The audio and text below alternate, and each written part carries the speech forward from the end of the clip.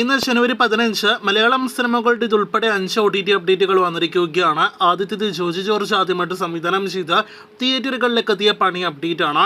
ചിത്രം നാളെ ജനുവരി 16 OTT release ചെയ്യുമെന്നാണ് സോണി ലിവ് അറിയിച്ചതെങ്കിൽ പോലും ഇന്നലെ പ്രേക്ഷകരെ അറിയിച്ചതുപോലെ ഇന്ന് വൈകിട്ടോടെ സിനിമ OTT റിലീസ് ആയിരിക്കുകയാണ്.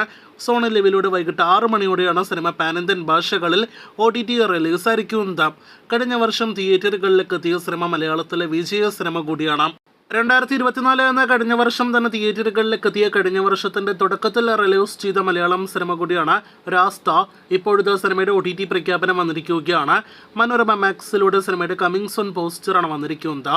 ചിത്രം ഈ ഫെബ്രുവരി മാസത്തിനുള്ളിൽ തന്നെ OTT റിലീസ് ചെയ്യുമെന്ന് പ്രതീക്ഷിക്കുന്നു.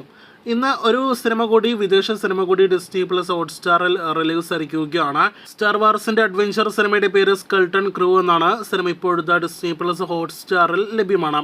അടുത്ത അപ്ഡേറ്റ് മലയാളത്തിൽ നിന്ന് തന്നെയാണ്. റൈഫിൾ ക്ലബ്ബ് എന്നാണ് സിനിമയുടെ പേര്. ആഷിഖ് കപൂറിന്റെ സംവിധാനത്തിൽ കഴിഞ്ഞ മാസം ക്രിസ്മസ് റിലീസായിട്ട് തിയേറ്ററുകളിലേക്ക് എത്തി മാർക്കോ കഴിഞ്ഞാൽ ഏറ്റവും ഉയർന്ന വേൾഡ് വൈഡ് കളക്ഷൻ നേടിയെടുത്ത ക്രിസ്മസ് റിലീസ് മലയാളം സിനിമ കാത്തിരിപ്പിനൊടുവിൽ ഇന്ന് അർദ്ധരാത്രി 12 മണിയോടെ ജനുവരി 16 OTT റിലീസ് ചെയ്യുകയാണ്.